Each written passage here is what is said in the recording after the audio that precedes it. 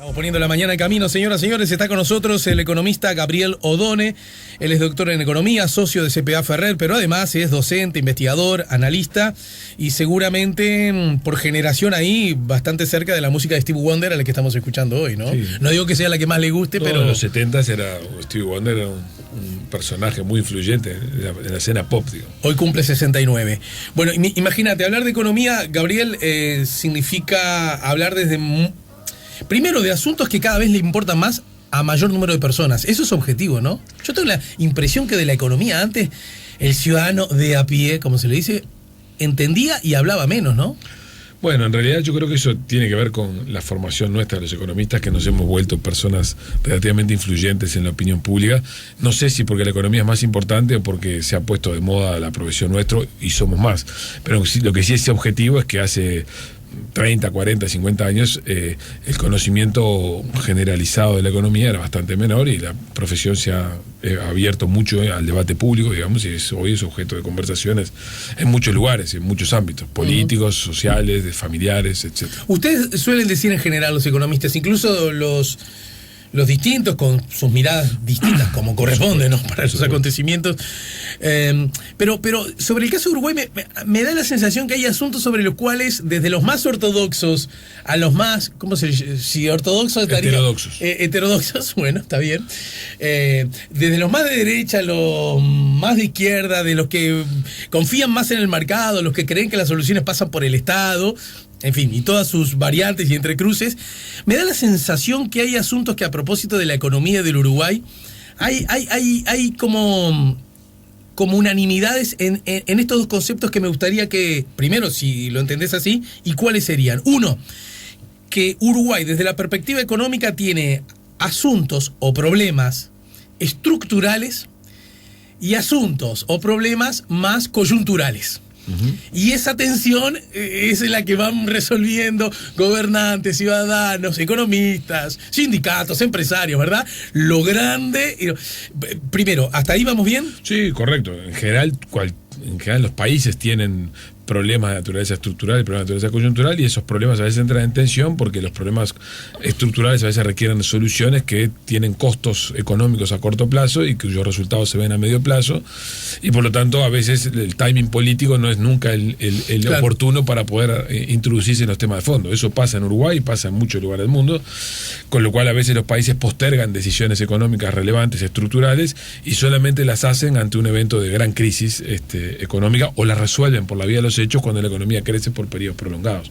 Pero como la realidad a veces es mucho más fluctuante, a veces ciertos países, entre los cuales Uruguay puede ser, hay algunos ejemplos, posterga decisiones que son relevantes y se van acumulando.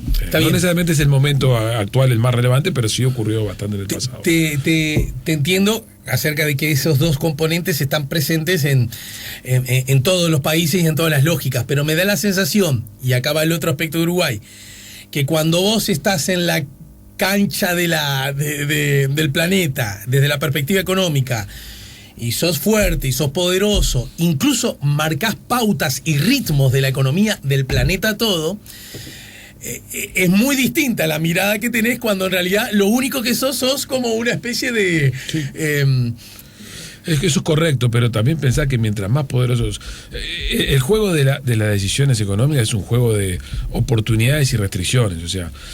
¿Qué quiere decir con esto? Que vos tenés a veces que hacer un conjunto de cosas y se te abren un conjunto de oportunidades, pero a veces tenés un conjunto de restricciones que te impiden moverte. Mientras más chico sos y mientras más pequeño sos, bueno, tenés una infinidad de oportunidades, porque basta con que hagas una cosa bien para que la puedas invocar, pero al mismo tiempo tenés muchas restricciones porque sos muy chiquito. Por el contrario, mientras más grande sos, tenés mucha capacidad de imponer y mucha capacidad de dirigir temas de fondo, pero al mismo tiempo tenés muchas restricciones, porque donde cometas un error o donde te pases de rosca en una acción de tipo económico, tampoco es que eso te sale gratis. O sea, en realidad, por supuesto que si sos rico y poderoso es mejor que ser pobre y sí, débil. la famosa frase. Pero en cualquier caso tampoco creo que en un mundo interconectado y con multipolaridades y con equilibrios infinitos, lo estamos viendo ahora ante la guerra comercial entre China y Estados Unidos, no es que cualquier potencia puede imponer cualquier cosa sobre el resto, y por lo tanto hay un juego de equilibrios que pasa al nivel geopolítico, político, mucho más allá de lo económico, ¿no? Pero se dice también, y lo he escuchado a muchos de tus colegas, que Uruguay en el fondo, desde la perspectiva económica, las chances que a Uruguay le vayan bien o mal, en buena medida, en muy buena medida, en altísimo porcentaje, dependen de cosas que vienen del afuera. No, yo creo que, a ver, es verdad, somos un país pequeño sin un mercado interno y por lo tanto tenemos que movernos muy inteligentemente en el mercado internacional, y lo que nosotros somos eficientes en producir son productos cuyos precios están dados por el mercado. O sea, nosotros, el precio de la carne, el precio de la soja, el precio de la celulosa en menor medida, pero el precio de la leche, son todos precios que se forman en mercados profundos. Uruguay tiene un volumen de producción lo suficientemente chico como para que Uruguay sea un tomador de precios. El principal insumo de importación de Uruguay, que es el petróleo, también Uruguay es un tomador de precios. Sí. En ese sentido es verdad, Uruguay es un país que tiene que, en los rubros relevantes para su comercio, tiene que tomar un conjunto de cosas como dadas. Pero al mismo tiempo también es cierto que hacer las cosas bien o mal no es indistinto. O sea, ser prolijo, ser sistemático, tener capacidad de anticiparse a los acontecimientos, mirar a largo plazo, lo demuestra lo que ha ocurrido en Uruguay en los últimos 30 años, que uno tiene mejores resultados que lo que hace cuando está mirando esencialmente su mercado interno o está procurando crecer solamente a través de su mercado interno. Entonces yo creo que es verdad que muchas cosas dependen del exterior, pero sabiendo que muchas cosas dependen del exterior, uno puede desplegar políticas económicas que tengan la capacidad de anticiparse los problemas, de mirar a largo plazo. El caso que te pongo como ejemplo es la forestación. Yo sé que este es un tema polémico, pero cuando uno mira el Uruguay, hoy nuestro segundo rubro de exportación, y peleando para convertirse en el primero en la forestación, tenemos 2 plantas y posiblemente una tercera planta de celulosa que agrega valor. Hemos diversificado nuestro riesgo de precio, porque es un rubro que tiene un precio mucho más estable.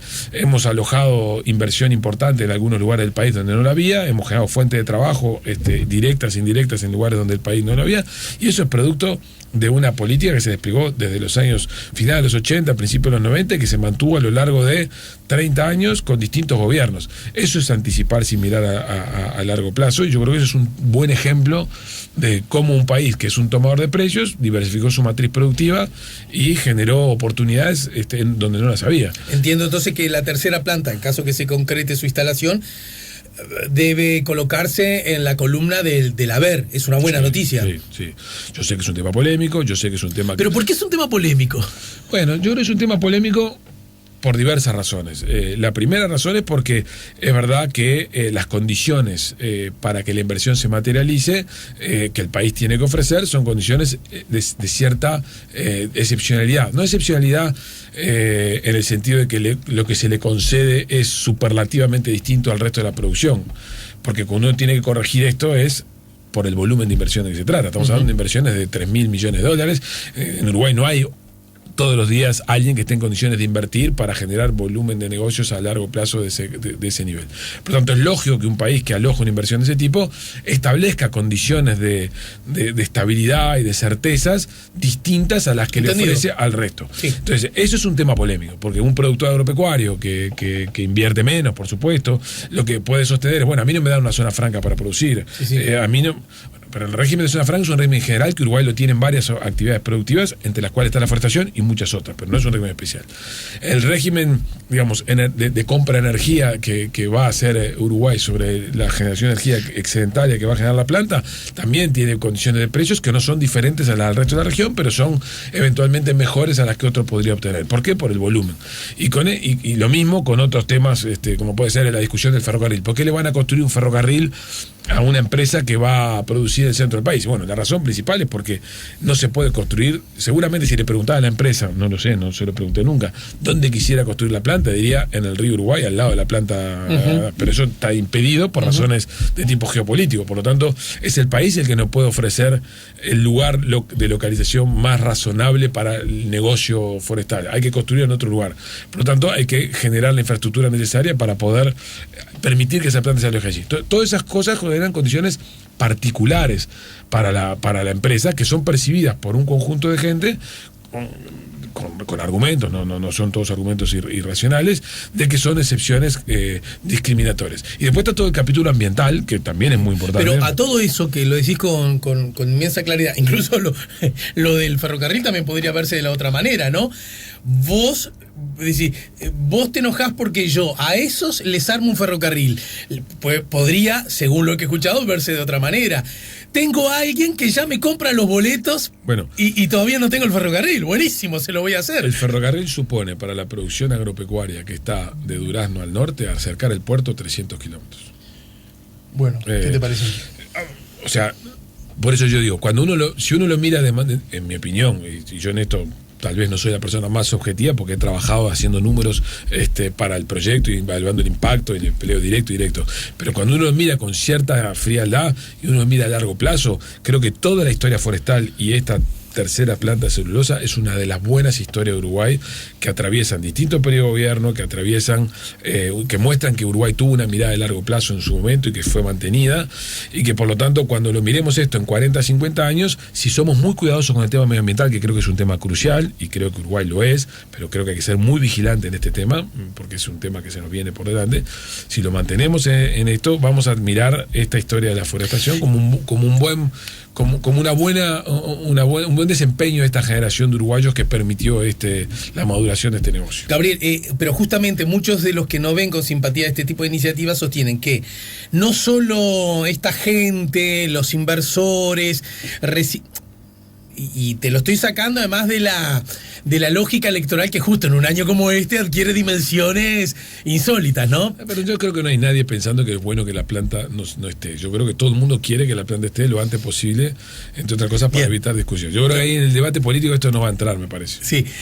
Salvo grupos menores, digo. En todo caso, hay un argumento que está como previo a todo eso, y resulta que pasan tantas cosas, se le dan tantas prebendas, tienen tantas ventajas, ponen tan en riesgo, según ese discurso, el ambiente, y encima no nos dan ventajas de carácter económico, porque acá, y se vuelve a poner arriba de la mesa, los empleos no son tantos como los que anuncian, y son en todo caso un poquito más mientras dura la construcción de la planta, una vez que esta se hace. Entonces a mí me gustaría que de la perspectiva económica nos dijera, creo que hay algo que no se en estos temas, ¿no? Así. Pero advertís que ese es un habitual reproche. En términos de exportaciones, el primer comentario. Uruguay, como te decía antes, es un tomador de precio en casi todos los rubros. La carne es un precio dado, la lana es un precio dado, el arroz es un precio dado. Y son mercados profundos donde convergen muchos productores y muchos demandantes, y los precios suelen ser volátiles. Hoy tenemos la soja por debajo de los $300 de tonelada, cuando estuvo hace 4 o 5 años arriba de los 700. O sea, hay fenómenos que influyen mucho en fluctuaciones de precios. Esto transmite señales confusas para las decisiones de inversión y hacen que los productores sufran. ¿Me juega a la soja? ¿No me juega a la soja? ¿Qué es la virtud que tiene la forestación? ¿Cuál es la virtud que tiene el modelo de negocios que hemos implementado en Uruguay con la instalación de plantas de celulosa? Lo que sabemos del negocio celulósico es la producción de la celulosa se produce cerca del centro de donde está la forestación. ¿Por qué? Porque trasladar papel es muy caro. Claro. ¿Por qué? Porque el costo del flete en un producto que tiene mucho volumen y poco peso se vuelve muy relevante. Y trasladar el rolo de madera pelado es carísimo por el volumen que ocupa también y por el peso que tiene. Con lo cual lo óptimo es producir cerca de donde está forestado. ¿Dónde está forestado? Está forestado en Uruguay. Ahora, ese comercio que va desde la celulosa, que es el producto intermedio, a la fábrica de papel, es un producto precisamente intermedio, es un insumo de producción. Y generalmente esto es un comercio intrafirma o intraindustria, o sea, quien compra y quien vende es la misma compañía o un grupo de compañías acotados. Eso es lo que te da como ventaja, es que el precio de exportación de ese rubro es muy estable a lo largo del tiempo. A diferencia de lo que pasa con la carne, la soja, que fluctúa por condiciones climáticas. Entonces Uruguay lo que está logrando con la forestación es a su estructura exportadora, que es muy volátil en materia de precios, agregarle un rubro muy importante, que es como un buffer, es como un rubro que estabiliza los flujos de valor. Entonces, esa es una primera virtud. La segunda virtud, estamos llevando trabajo estable a lugares del país donde no lo había, o donde con asiduidad. La fase de forestación de lo que se llama la silvicultura, esto es todo lo que tiene que ver con el raleo del monte, la extracción de la madera y la colocación.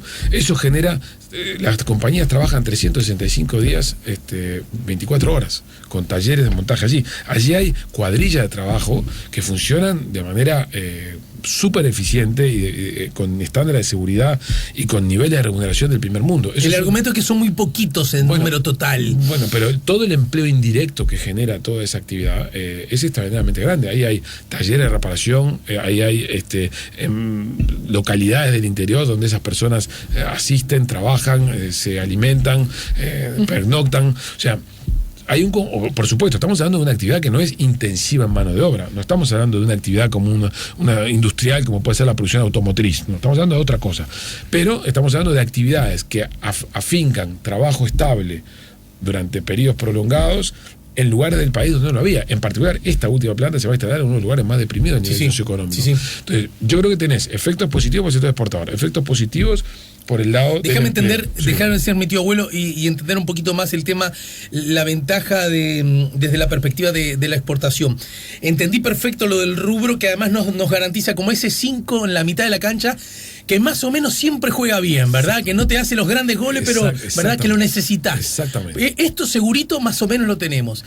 En el discurso que ve con malos ojos este tipo de iniciativas, se dice que de poco nos sirve al Uruguay, porque ese dinero se lo quedan las empresas transnacionales y en realidad, por exportar eso, no es una ventaja en dinero, en plata para el Uruguay. Es un argumento como insólito de muchos puntos de vista. El primer argumento. No lo escuchás por primera vez. No, pero es insólito. O sea, porque, primero, el valor agregado bruto de una actividad económica se compone de la suma de remuneraciones, pago de intereses financieros, pago de impuestos y las utilidades de la compañía. Al menos las remuneraciones, el pago de impuestos, al menos eso, se queda en Uruguay. Las utilidades, por supuesto, las que no son reinvertidas, y es una compañía internacional, se van, y eventualmente algunos intereses de financiamiento, si es que el financiamiento está obtenido en el exterior, que no es todo, porque el capital de giro se financia aquí, también puede ir al exterior. Pero la pregunta es, ¿cuál es la alternativa? ¿Quién tiene 3.000 millones de dólares en Uruguay para invertir en un proceso de este tipo? ¿Alguien lo tiene? No lo tiene ningún particular, y no lo tiene el Estado. Por lo tanto, las opciones son: o no lo hacemos, o nada. O no lo hacemos y por lo tanto no quedamos ni con esa parte de remuneraciones, ni con esa parte de pago de impuestos, o y por tanto lo perdemos todo, o tenemos una parte. Entonces, esos argumentos, a ver, déjame que te lo diga de esta manera. Los economistas en general, y esto admito que es discutible, es una visión, no nos gusta razonar en términos de naciones. Sí. O sea, el argumento nacional es un argumento, en mi opinión, decimonónico. Uno tiene que por supuesto la soberanía es una cosa muy importante, uno tiene que velar por el bienestar general de sus habitantes, pero lo tiene que mirar a largo plazo. Todos aquellos argumentos de naturaleza nacionalista, estos capital extranjero que se va, esas son cosas que en mi opinión hoy debo admitirlo, que después de la crisis del 2008 hay un rebrote del pensamiento nacionalista. Cuando ya creíamos seguramente vos y yo que no iba a haber. A nivel global, eso ocurre en el mundo industrializado, producto del desencanto de las clases medias con la globalización, pero lo que es incontrastable, y esto hay evidencia más que sostenible, es que el mundo en los últimos 50, 60 años ha vivido la etapa de máxima prosperidad desde el punto de vista de convivencia, desde el punto de vista social, en el planeta. Pero me encanta que hayas tocado ese tema, porque nos da la posibilidad de abordar temas en medios de comunicación que, para ser franco, la coyuntura no siempre no nos posibilita hacerlo, ¿verdad? Porque a cuánto cerró el dólar, o el déficit fiscal, o cómo le está yendo a Argentina, genuinamente también nos encandilan.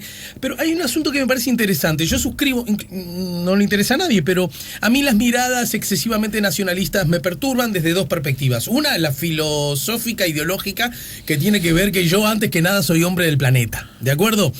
Y por lo tanto el dolor de alguien que esté en otro hemisferio de la otra parte, cuando aquí hay sombra y allá hay sol, es también dolor mío. La injusticia es propia para mí. Pero bueno, No le pido que la gente me acompañe en esa lógica. Pero en todo caso, también desde ya no solo filosófica, sino también desde la perspectiva histórica. Porque cada vez que se hizo hincapié en estos asuntos, las noticias para la humanidad fueron malas. Porque nos llevaron a la guerra, al desencuentro. Y cuando hay guerras, desencuentros y ese tipo de soluciones, a los que le va peor es a los más frágiles siempre. ¿Estamos de acuerdo ahí? Bien, continuamos. Sin embargo... Perdón. Sí. Sin embargo, hay otro asunto que a mí me parece interesante de la perspectiva y es, en la medida que el poder de las naciones, desde ese punto de vista, se vuelva un tanto más frágil, el que está adquiriendo ese poder, los que están adquiriendo, son las grandes corporaciones. Y desde ese lugar también hay potenciales riesgos, donde ni siquiera el freno que la norma y los estados pueden poner en organismos internacionales y la mar en coche, que incluso los más débiles pueden hacer una pequeñita fuerza a los más fuertes.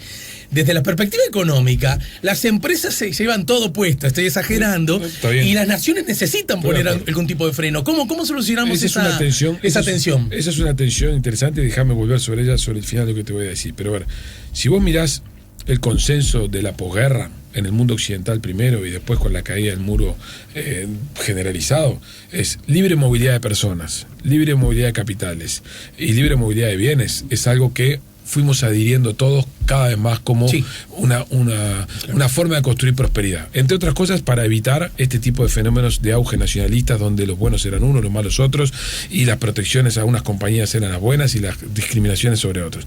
Ese consenso se construyó, pero la crisis del 2008 lo fragilizó mucho. La crisis del 2008 tuvo consecuencias muy severas. En realidad ya se venían gestando porque... Si vos mirás la distribución del ingreso a nivel global, a nivel global digo la globalidad del planeta, y si vos mirás los niveles de pobreza a nivel global, nunca hemos tenido en la humanidad niveles de pobreza tan bajos como los que tenemos hoy, ni niveles de desigualdad tan reducidos cuando yo considero todo en su conjunto a la población global. El tema es que eso no es cierto. No es cierto que vivamos en un mundo con cada vez más pobres y cada vez más desigual. No es cierto. Eso no es cierto, no hay evidencia que lo sustente. Cuando yo incluyo en esa comparación a India, China y a la África subsahariana. Ahora, si yo particiono el mundo, o sea que la globalización que ha generado muchos efectos negativos, cuando uno la mira globalmente, uno dice, bueno, el resultado es: hay mejor distribución de ingresos, menos pobreza y sobre todo menos enfrentamientos bélicos. En el mundo occidental eso es notorio. Hay una gráfica circulando sobre el mundo europeo de cómo fue el siglo XIX, el siglo XX y cómo fue el siglo XX, cómo ha sido en los últimos 50 años en materia de convivencia. Ahora, si yo parcializo ese análisis y digo, bueno, muy bien, excluyo a India, a China y al África subsahariana y hago el mismo análisis, uno encuentra una fractura enorme de la clase media. O sea, la distancia que hay hoy entre una persona rica y una persona pobre en Francia, en Inglaterra, en Estados Unidos, es mayor que la que había hace 20 o 30 años. O sea que la clase media se particionó. Aquellas personas vinculadas a tareas rutinarias, típicamente industriales, de naturaleza urbana, que habitan la periferia de las ciudades grandes de Estados Unidos y de Francia y de Inglaterra, se han visto perjudicadas. La reacción a eso es Brexit, la reacción a eso es Trump, la reacción a eso es el auge del nacionalismo. De alguna manera hay unos perdedores. ¿Por qué? Porque las corporaciones, optimizando sus decisiones, deslocalizaron producción industrial, deslocalizaron actividad económica y se llevaron la producción a los lugares donde los salarios eran más bajos, aquellas actividades intensivas en mano de obra. China e India, por ejemplo. Con lo cual, el trabajador del Rust Belt, típicamente de Cleveland, Detroit, se encontró que su industria automotriz se fue y se desplazó. O el trabajador de la periferia de París se encontró que se fue a Rumania a la producción de una autoparte. Entonces, la tensión que vos señalabas al principio. Se construyó un mundo más próspero, más cohesionado a nivel global, pero con efectos colaterales en el medio. En buena medida gobernado por decisiones de las corporaciones, que en el marco de una mayor libertad optimizan geográficamente donde se localizan y generan estos efectos. Donde estamos hoy parados ante una reacción de las clases medias a nivel de los países industrializados, tratando de ponerle un coto a este mundo hiper de liberalización. Ahora, el riesgo que tenemos acá es volver hacia cuestiones de naturaleza proteccionista con estas guerras comerciales que nos metan en otro tipo de problemas que son costosos en términos de vidas y costosos en términos de bienestar global. Seguramente pasaremos... a países con mercados pequeñitos no les sirve. Porque, bueno, un país como Uruguay, por supuesto. Razonemos fenómeno. Nosotros compramos lo uruguayo solo, ¿no? El absurdo, fenómeno. Pero supongo que no vas a querer venderle a alguien de afuera, porque si no, no vale, ¿no? Es como el hombre que quiere ser liberal para tener otros amores fuera de casa y la mujer le dice, sí, pero a mí también. Ah, no vale. ¿Qué te pide? Las dos cosas, ¿no? Esto es lo mismo. Eso se llama la política del empobrecimiento del vecino. Es una visión en los siglos XVIII, XVII, XVIII, el mercantilismo era la doctrina económica predominante en los gobiernos del mundo, que lo que querían era acumular riqueza, y lo que querían era esencialmente siempre exportar más e importar lo menos posible. La única forma de resolver ese dilema es conquistar territorios. Conquistar territorios supone volverte cautivo, claro, de que vos me compres mis mercaderías a mí. Eso fue el imperialismo. El imperialismo era una solución económica a una doctrina económica, estoy siendo muy esquemático en esto, porque el imperialismo es una cosa muy posterior y por razones que son mucho más complejas, pero en el fondo una consecuencia lógica de una visión económica donde mientras más exporte y menos importe, mejor. Yo localizo mi producción doméstica y obligo a los territorios de ultramar a comprar mis productos. Eso a donde condujo es a enfrentamientos permanentes, porque lo que suponía era conquistar territorios, dominar. El mundo liberal que se instala en la última parte del siglo XIX, que se consolida después de los años 30, o que se consolida en esos años 20, 30, es un mundo de mayor libertad económica, mayor flujo de capitales, que es el que termina de consolidarse con Bretton Woods y todos los acuerdos posguerra, donde la humanidad aprendió, bueno, no nos podemos pelear más, tenemos que construir un mundo más liberal, que tiene un riesgo que es este que vos señalás. Claro. Un mundo donde los estados nacionales se vuelven muy frágiles, bueno, es un mundo donde las corporaciones dominan. Y bueno, esta tensión es la que hoy tenés a nivel global. Lo que pasa es que justamente cuando se vuelven muy frágiles las corporaciones y los estados se vuelven más frágiles, a su vez, en general, quien la pasa peor es el que menos tiene. Por supuesto. Por eso es que habemos algunos, pero entiendo que a los otros, que entendemos que los estados juegan un rol en esa policiada. Y por eso son tan importantes los acuerdos a nivel nacional para regular estas cosas. Déjame un segundo un ejemplo. Si vos mirás el mundo hoy, grandes corporaciones como pueden ser Facebook, Amazon, Google, estas compañías son grandes intermediarios. ¿Qué son hoy? Claro. Esas compañías están deslocalizadas territorialmente, sus servidores están en un lugar del planeta, ellas son las que gestionan miles y miles de datos, que son las que pueden permitir que un conjunto de negocios, de pequeñas compañías, medianas compañías, grandes compañías, tengan lugar. Negocios logísticos, negocios de información, negocios de salud, negocios... Ahora, esas corporaciones cada vez son más difíciles de regular por parte de los estados nacionales, porque como no están localizadas en ningún lugar, o están localizadas en múltiples lugares, las regulas, y ellos además arbitran regulatoriamente, se instalan donde la regulación es más favorable, entonces... O negocian mejores regulaciones, justamente por lo que hablábamos antes. Entonces le empieza a pasar a los países, ¿dónde grabo la actividad económica de tal actividad? O sea, la agencia tributaria, la DGI, ¿dónde graba? ¿Cómo hace la agencia tributaria para grabar el comercio, la gente que compra online? Eso en Estados Unidos es materia de discusión permanente. Claro. ¿Dónde? Entre estados norteamericanos. Claro. ¿Y la academia qué dice al respecto? Es un debate súper abierto. Es un debate súper abierto. ¿Y usted qué piensa, O'Donnell? Bueno, yo creo que esto es un típico tema. Cuando uno me pierdo dentro del Estado Nacional, pero cuando uno lo mira de afuera, entre estados, uno debería pensar, como ha sido discutido por allí, bueno, tratemos de equiparar tributariamente la mayor posibilidad de actividades. O sea, si yo tengo una actividad local que importa y distribuye mercadería, vestimenta y demás, y hay posibilidad de importar mercadería online, no puedo impedir la importación de mercadería online porque eso supone coartar cierta libertad. Claro. Pero yo tengo que intentar, de la manera más cuidadosa posible, equiparar las ventajas tributarias de manera tal de que no haya alguien que tenga, por el solo hecho de consolidar mercadería en el exterior, tener una ventaja de precio enorme. Uh-huh. Sobre todo cuando hay costos de internación a un país como el Uruguay que pueden ser elevados. ¿Eso qué supone? Y bueno, estudiar muy bien cómo está compuesta la cadena de costos del producto importado online respecto a la cadena de costos del producto importado no online, e intentar introducir balances que permitan equiparar esto. Hoy en Uruguay ese camino no se sigue, el que se conviene es limitar las cantidades, uh-huh, que es otra posibilidad. Uh-huh. Definitivamente es una materia abierta donde posiblemente el resultado final sea combinar equiparación tributaria con limitaciones de cantidades, de manera tal de ir, sobre todo de ir acompasando los cambios, porque la impresión que uno tiene es que el mundo avanza hacia mucho, o sea, es inexorable el mundo que avance hacia que las personas compren en cualquier lugar del planeta, ya sea porque viajan o ya sea porque lo hacen online. En el fondo, el importador que se establece en el mercado uruguayo, que establece un local comercial que tiene un conjunto de costos, no es otra cosa que un intermediario. Exacto. Y el mundo al que vamos es un mundo en el cual estas corporaciones lo que están permitiendo es precisamente eliminar un conjunto de intermediarios. Lo estamos viendo en cualquier actividad. ¿Por qué? ¿Qué es Uber? Uber es una plataforma que está en condiciones de conectar a alguien que tiene una demanda específica de transporte versus alguien que tiene una capacidad ociosa de satisfacer esa potencial demanda. Bueno, es ese mundo que está presente en Uber, pero está presente en Airbnb, que es el alquiler de casas, o que está presente en este negocio de comercio online, es el mundo al que vamos, donde el riesgo que hay acá es que favorece a las pequeñas y medianas empresas, en tanto hoy tienen mecanismos de conexión con el planeta más fáciles que si solamente estuvieran circunscritos a su mercado. Pero al mismo tiempo tiene el gran riesgo, y acá está el dilema, de que el intermediario es un gigante que está en condiciones de imponer condiciones a los estados nacionales y afectar la capacidad recaudatoria de los estados. Y la recaudatoria impositiva, aduanera e incluso de regulación.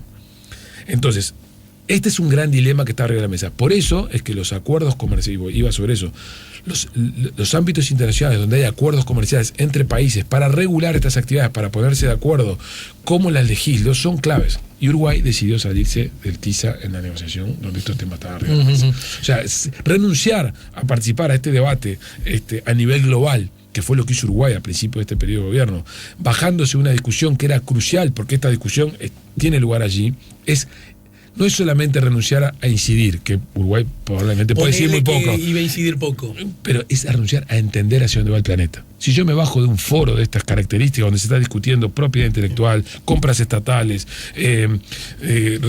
protección de la información, como nos decidimos bajar unilateralmente, lo que estoy diciendo es, voy a poner la cabeza dentro del piso y no voy a escuchar lo que está ocurriendo en el mundo. Porque este es el debate en el mundo. Dicho sea de paso, se planteaba solo estar en una discusión, ni siquiera ir más allá, por lo menos por ahora, ¿no? Y hay que estar en esas discusiones para entender hacia dónde va el planeta. Vamos a una brevísima pausa, claro. Y al regreso me gustaría que me comentaras 2 o 3 cosas acerca de la hora aquí y ya del Uruguay. Claro. ¿Cuáles son las que lucen como las más grandes debilidades? ¿Cuáles aún como fortalezas? Y nada del Uruguay puede entenderse, si bien en ese aspecto también hemos mejorado, creo entender, vos ya lo corregirás o no, pero aún así nada podemos planear sin tener en cuenta a Brasil y Argentina, sí, claro. ¿Verdad? Quizás no tanto como antes, también es cierto eso, ¿no? Cierto. Lo que es una buena noticia también, ¿no? Muy buena noticia. Bien, en fin, viste que el último título de búsqueda, yo lo tenía a mano acá, el último artículo, habla de algo que parece que se consolida, y es, justamente, se consolida idea de una continuidad en la economía cualquiera sea el nuevo gobierno. Pero eso habla, entonces, de que da igual, gane quien gane, luego la pausa. Estamos con Gabriel Odone, estamos poniendo la mañana en camino. ¿Festejaste el empate ayer, vos como hincha de Nacional? No. Un hincha de Peñarol está enojado porque dice que los de Nacional festejaron el empate. No, yo no yo siempre quiero que gane Nacional, siempre gane Nacional. Pero la verdad que fue el primer partido de visitante en una cancha como esa, ¿no? Y jugando con 10 el segundo tiempo, no fue un mal resultado. Digamos, cualquiera entiende que jugar de visitante con 10, empatar no es malo, ¿no? Yo creía que teníamos una oportunidad sobre todo porque Peñarol llegaba para mí bastante débil. Yo creo que Peñarol está débil futbolísticamente en este momento. Era un momento en que Nacional podía ganar, pero bueno, no, tampoco me corté la vena con el resultado. Gabriel Odone está poniendo la mañana en camino. Estamos conversando con Gabriel Odone, el economista. Yo te preguntaba, Gabriel, la primera charla fue más de asuntos históricos, globales, generales, pero en todo caso, Uruguay hoy, aquí, además atravesado por las lógicas electorales, ¿no? Como vos, tu rol no es que gane tal o cual partido, llevar votos para tal o cual lado, y ese rol tampoco es el mío, podemos darnos la libertad de hablar de las cosas prescindiendo de esas lógicas, de esas legítimas presiones, ¿no? ¿Dónde estamos parados? ¿Cuáles lucen como fortalezas? ¿Cuáles lucen como debilidades? ¿Cuáles son cosas que gane quien gane sí o sí va a tener que atacar, atender? Y Uruguay en la región y en particular en el vínculo con sus vecinos. Bueno, la fortaleza de Uruguay es que Uruguay puede seguir diciendo que, a pesar de que el escenario regional fue muy negativo en los últimos 4 o 5 años, diría yo, Uruguay ha logrado resistir el embate mejor que en el pasado. Y eso tiene que ver con cosas que se han hecho en los últimos 30 años que se han mantenido en los últimos 30 años, que constituyen aciertos de la conducción económica. Uruguay tiene mayor diversificación exportadora, depende menos de la región, tiene un sistema financiero saneado, ha hecho una buena gestión de la deuda pública, todo lo cual le ha permitido, aún en un escenario de deterioro de Brasil primero y de Argentina después muy agudo, resistir y mantener su grado inversor y por lo tanto mostrarse frente al mundo como una economía resiliente a las consecuencias negativas de incluso el fin del ciclo de commodities que tuvo lugar a partir de 2014. Sin embargo, lo que tenemos que reconocer es que a pesar de esa mejor performance respecto del pasado de Uruguay, cuando había un escenario negativo, rápidamente se metía en la economía uruguaya, tenemos que reconocer que la economía uruguaya lleva un periodo prolongado de muy bajo crecimiento, diría yo. Hoy el diagnóstico que tenemos hoy es un diagnóstico de estancamiento, ya llevamos 3 trimestres con crecimiento cero. No es recesión en todo caso, ¿no? No, tenemos, a partir de la información oficial y a partir de lo que son las depuraciones que nosotros hacemos de las series estadísticas del Producto Bruto, que permiten corregir por efectos calendarios, por efectos estacionales que tienen lugar, lo que tenemos son 3 trimestres con crecimiento consecutivos de variación intertrimestral de crecimiento cero, digamos. La economía está estancada, ese es el diagnóstico correcto, producto de un escenario internacional menos favorable desde el punto de vista del mundo real y de una región que está deprimida, lo cual Uruguay era imposible que evitara crecer menos. No obstante lo cual, además de este problema de estancamiento, que nos ha llevado a un problema de empleo, estamos en niveles de empleo sustancialmente menores de los que teníamos hace unos años, durante 2018 se siguieron destruyendo puestos de trabajo, estamos en el nivel de empleo promedio del 2007 y en el nivel de inversión global del 2005, lo cual indica que Uruguay, de alguna manera, está quieto hace un conjunto de tiempo en variables relevantes para poder generar mejoras económicas. O sea, brevísima interrupción ahí. Y esa quietud de Uruguay ¿no se explica en altísimo porcentaje por más que la quietud, la flecha hacia la baja que están teniendo Argentina y Brasil quizás ahora no tanto, no, sí, ¿verdad? ¿Se podría aspirar que Uruguay tenga otro comportamiento, otra performance, teniendo en cuenta lo mal que le van los vecinos? Sustancialmente distinta, esto es que nosotros estuviéramos creciendo al 8%, mientras eso no, pero lo que sí es cierto es que desde que empezó este periodo de gobierno, incluso diría, desde la segunda parte del gobierno anterior, los analistas fuimos advirtiendo de que el manejo macroeconómico que se estaba haciendo no era el adecuado dado la etapa del ciclo económico que estaba. El gobierno anterior, desde el 2012 en adelante, perdió el superávit fiscal en un contexto que no debe haber perdido. La economía crecía a tasas del 4,5-5% y no tenía ningún sentido que Uruguay siguiera expandiendo el gasto público, generando sobrecalentamiento de la economía, introduciendo presiones sobre la competitividad y por tanto hubiera sido una buena manera de prepararnos para una etapa más compleja. La contracíclica famosa. El manejo contracíclico no tuvo lugar el periodo anterior y este periodo de gobierno, cuando asume, se encuentra con un escenario económico que las autoridades económicas manifiestan como peor que el que esperaban, es cuando introducen algunas correcciones. De hecho, este gobierno hizo 3 ajustes fiscales en tarifas, en modificaciones, en modificaciones impositivas y demás, a pesar de lo cual la situación fiscal se siguió deteriorando. En mi opinión, este gobierno durante todo el periodo subestimó la trayectoria fiscal. De hecho, los analistas privados advertimos desde primer momento que el gobierno asumió que el déficit fiscal no iba a cerrar en 2,5% del PIB como esperaba el gobierno en sus metas, sino que iba a estar por encima. Es verdad que nunca pensamos que hubiera llegar a 4,5 o incluso más como puede llegar. Pero yo diría que el manejo fiscal que ha tenido lugar a lo largo de este periodo de gobierno y a lo largo de la última etapa del periodo de gobierno no fue el adecuado para enfrentar los riesgos que el país tenía. Entonces, o sea, pero eso decís vos, que lo pudo haber hecho Uruguay más allá de los gravísimos problemas peores que tienen Brasil y Argentina. Y por ejemplo, por supuesto, o sea, Uruguay debería haber sido muy cuidadoso con la evolución del gasto público consolidado del gobierno central BPS. En particular, dentro del Banco de Previsión Social, hubo un conjunto de transformaciones en la gestión cotidiana, algunas que tienen que ver con resoluciones legales, otras que tienen que ver más bien con la resolución cotidiana, que hicieron que el gasto creciera de manera permanente y mucho más allá de lo que las propias autoridades económicas preveían, mostrando que de alguna manera el equipo económico a lo largo de este periodo de gobierno cometió 2 tipos de errores. Primero, subestimó la magnitud del fenómeno regional, en particular el argentino, y por tanto siempre le atribuyó al crecimiento económico de Uruguay una probabilidad mayor de la que terminó ocurriendo, o sea, sistemáticamente previó recaudaciones que no tuvieron lugar. Y en segundo lugar, subestimó permanentemente la trayectoria del gasto en general del consolidado gobierno central BPS y en particular del BPS, mostrando que la comunicación interna dentro del gobierno entre BPS y Ministerio de Economía no funcionó de la manera más aceitada posible, de manera tal de poderse anticipar al problema. Entonces yo creo que la fragilidad fiscal. Pero esos gastos, quiero entender esto, que a mí me parece que es clave, porque además es un asunto que va a tener que afrontar, gane quien gane, el Uruguay a quien más, ¿no? Pero el déficit fiscal y el gasto público en particular, más allá de necesarios ajustes que probablemente se puedan hacer en tal o cual área, ¿no es más de carácter, como dicen ustedes, estructural? Es decir, mirá, macho, gane quien gane esto, hay que seguir pagándolo porque la jubilación cuesta tanto, porque la caja militar tiene este déficit, porque no sé qué. Es decir, ¿hay cintura? ¿Hay posibilidad de...? A ver, una cosa es lo que pasó y otra cosa es lo que habría que pasar. O sea, lo que pasó es que aquí, en lo que son seguros, en lo que son retiros anticipados o retiros por enfermedad, sí, ahí hubo un crecimiento muy importante del gasto que no estaba adecuadamente contabilizado ni previsto. Ajá. O sea, ahí ocurrió aspectos de gestión que tienen que ver con que habría que mirar bien qué es lo que pasó y cuál es la naturaleza del fenómeno, y hay que mirarlos con cuidado.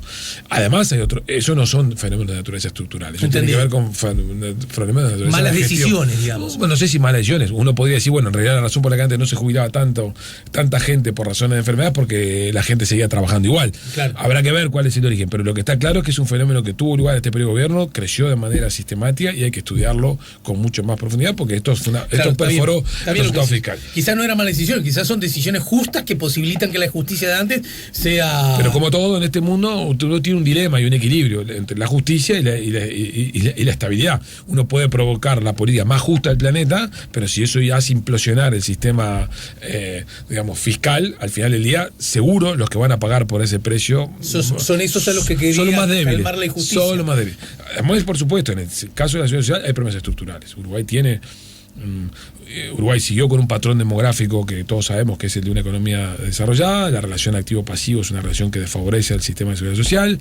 Por otro lado, tenemos un sistema incompleto, en el sentido que la reforma de los 90 no comprendió al conjunto de los colectivos. Hoy tenemos varios colectivos, no todos, pero varios de ellos que son con prestaciones definidas, como son los militares, los policías, los profesionales, los notarios y los bancarios. Son sistemas de prestaciones definidas, o sea, sistemas de reparto, que muchos de ellos, no todos, son deficitarios ya y de manera importante, y que además todos ellos tienen jubilaciones mejores que el promedio, de manera tal que el sistema de renta general les subsidia a algunos de esos sistemas, dándoles financiamiento para pagar jubilaciones más altas. Pero los bancarios, los escribanos, incluso la policía, ¿ya no cambió esas...? No, hubo modificaciones. Hubo modificaciones en el régimen policial, no pasó la reforma militar, hubo modificaciones en el régimen bancario, pero los problemas... aún así...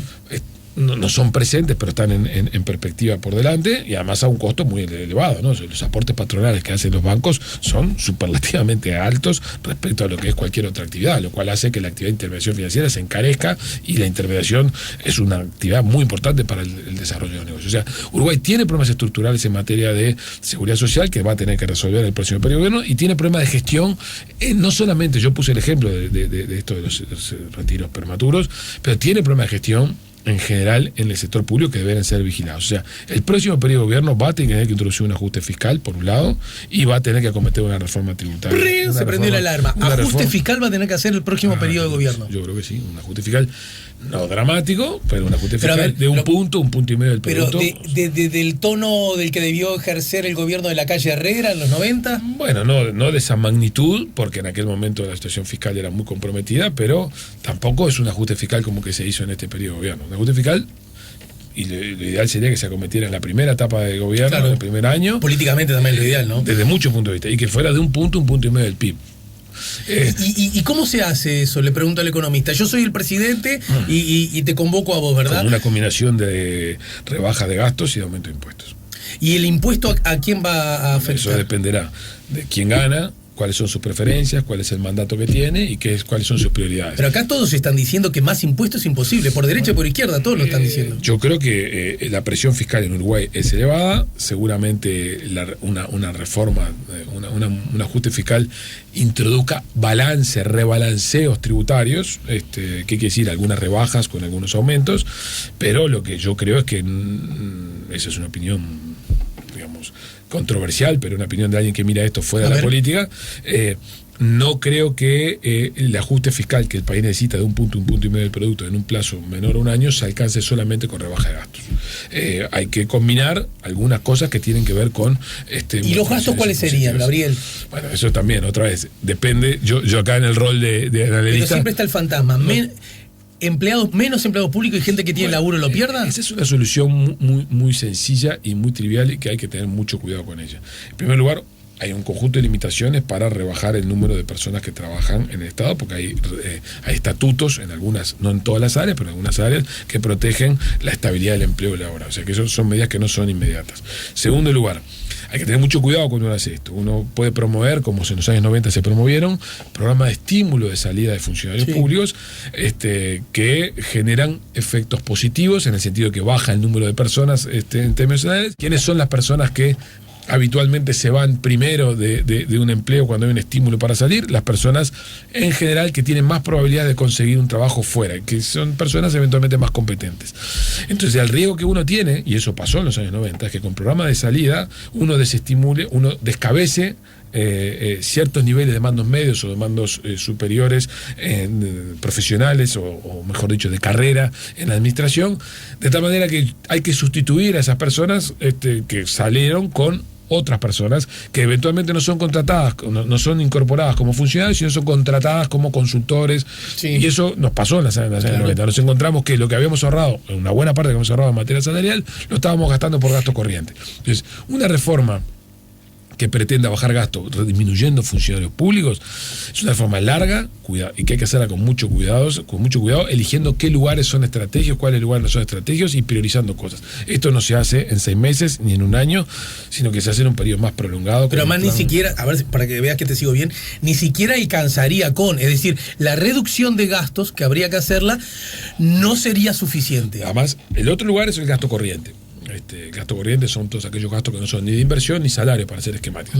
Ahí probablemente haya oportunidades de mejora importantes en varias áreas de la administración. Uno tiene la impresión, mirándolo de afuera, yo no lo he estudiado, de que hay varios lugares donde hemos multiplicado oficinas, hemos multiplicado agencias, donde probablemente si tuvieran un solo lugar donde coordinaran, y una sola cabeza y un solo se podrían tener ganancia y eficiencia, pero en cualquier caso creo que esto no mueve la aguja en términos de numéricos. El último capítulo, que es el habitualmente más tradicional, que en Uruguay se han hecho los ajustes fiscales, son el capítulo de inversiones. El problema es que la inversión pública en este momento, salvo lo que ha sido hecho en materia de vialidad, en materia de infraestructura vial, está baja, y además está baja porque y en particular en la vialidad, hemos recurrido a mecanismos de PPP, con lo cual lo que es gasto público presupuestal afectado a la inversión pública, no hay mucho lugar donde recortar.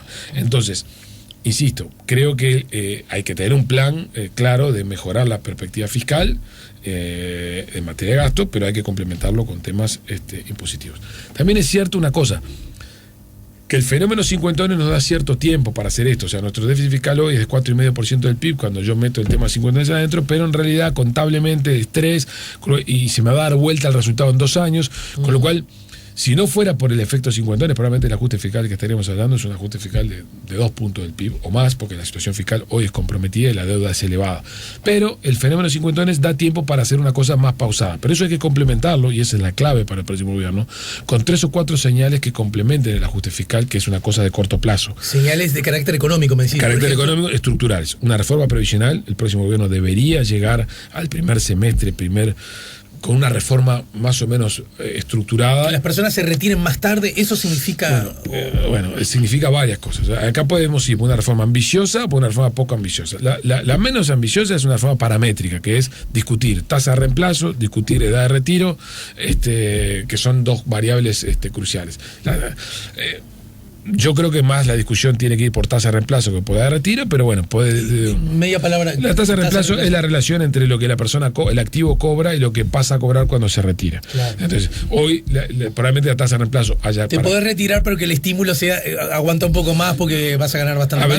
Habría que disminuir un poco la tasa de reemplazo de manera tal de que el estímulo fuera a permanecer más, y sobre todo de irle transfiriendo a las personas la responsabilidad de, bueno, está bien, yo te garantizo un mínimo, pero después de eso vos tenés que haberte, sobre todo para ciertos niveles de ingresos, no necesariamente para todos, vos tenés que haberte provisto a lo largo de tu vida los ahorros suficientes como para compensarte esto. Esto es una discusión compleja, muy difícil políticamente, pero Uruguay tiene que hacer una reforma paramétrica, seguro que tiene que revisar, en mi opinión, más tasa de reemplazo que tasa que da de retiro, pero también probablemente de retiro. ¿Uruguay tiene problemas específicos en la materia distintos a otras naciones en el mundo? El fenómeno hoy, el fenómeno global hoy es que los sistemas de seguridad social están en crisis, claro. La gente vive más y las tasas de interés están muy bajas, con lo cual la rentabilización de los activos que los sistemas de seguridad social pueden hacer para poder pagar a las personas que viven más, hoy es mucho más compleja. Este es un fenómeno global de economías maduras, de población envejecida. Además, Uruguay es un país de población envejecida. Además, Uruguay, los problemas específicos que tiene Uruguay, yo diría son varios, pero dos son los grandes. El primero, el más importante, que es una decisión que está metida en la Constitución, es que los uruguayos decidimos en el año 89 atar la suerte de los pasivos a la suerte de los activos. Esto es, que las pasividades están indexadas al índice medio de salarios. Esto puede ser muy justo desde el punto de vista...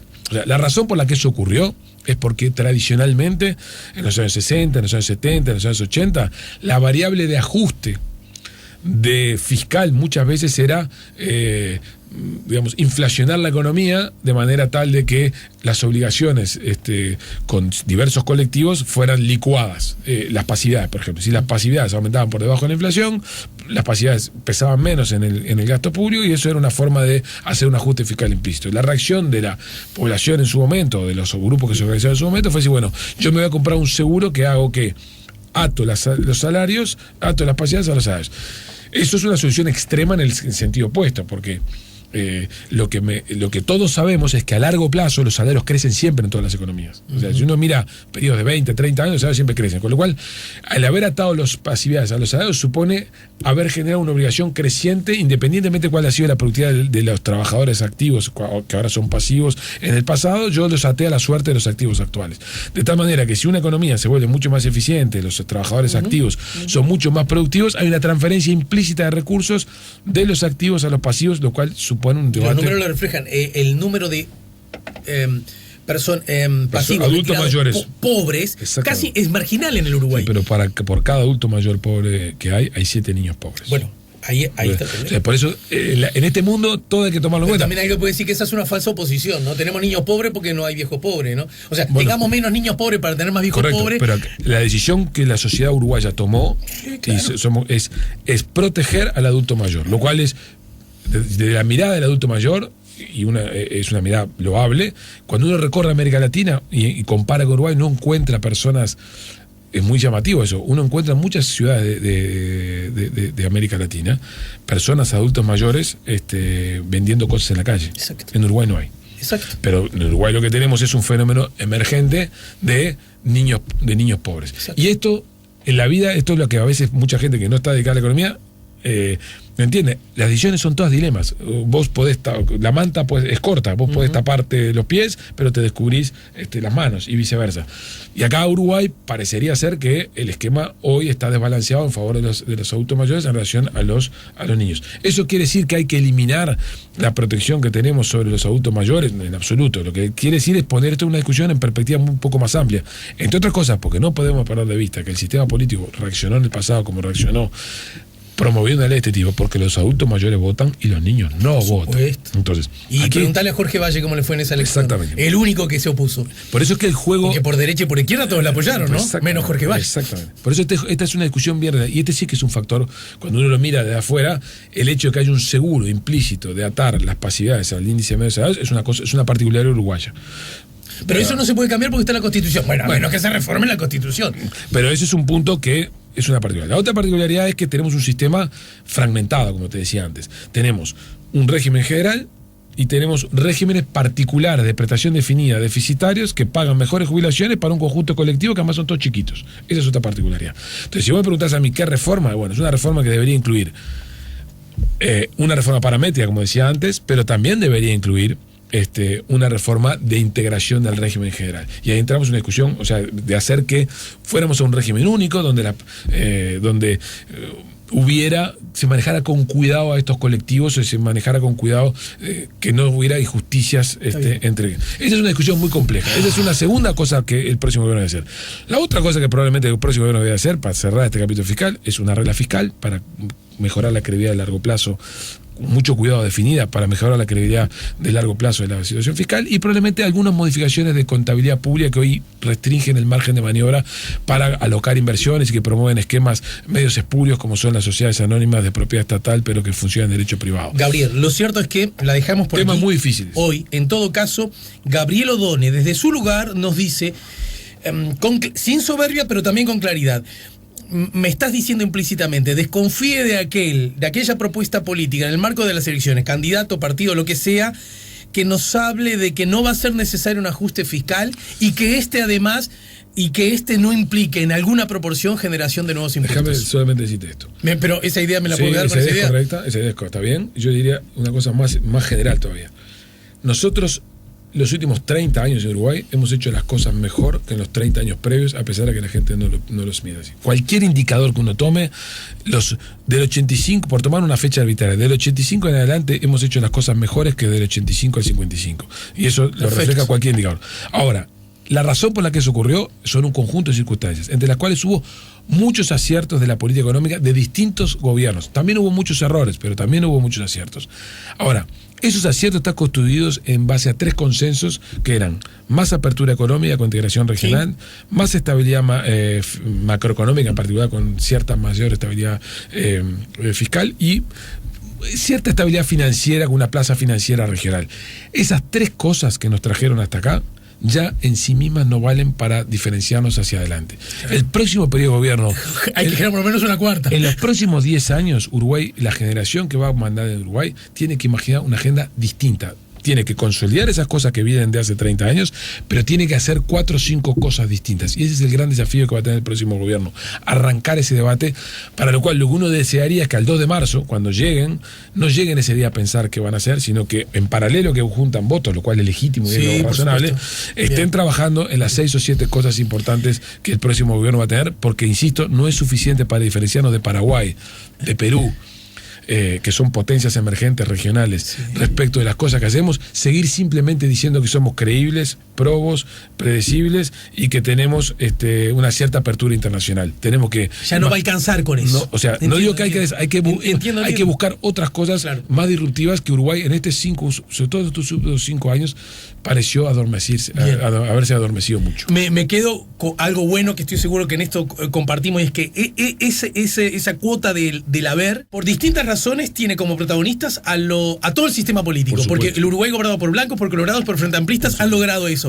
Digo porque nos da gana cada tanto de tirar el agua sucia con el bebé adentro. Ni tanto ni tampoco, ¿no? Primera cosa. Hemos hecho las cosas, es injusto con nosotros mismos no reconocer que gobiernos de los últimos 30 años cometieron errores, insisto, que se pueden siempre subrayar, pero también cometieron aciertos. Y eso es un activo de una generación de uruguayos que cuando se mira de afuera y salimos de la discusión provinciana uruguaya, cualquiera lo reconoce. El debate que está arriba de la mesa implícito, y bueno, más temprano que tarde lo vemos contigo, Gabriel, es si pasar a esa otra instancia porque lo pusiste como ejemplo, Perú y Paraguay ya dentro de poquito van a tener esos mismos.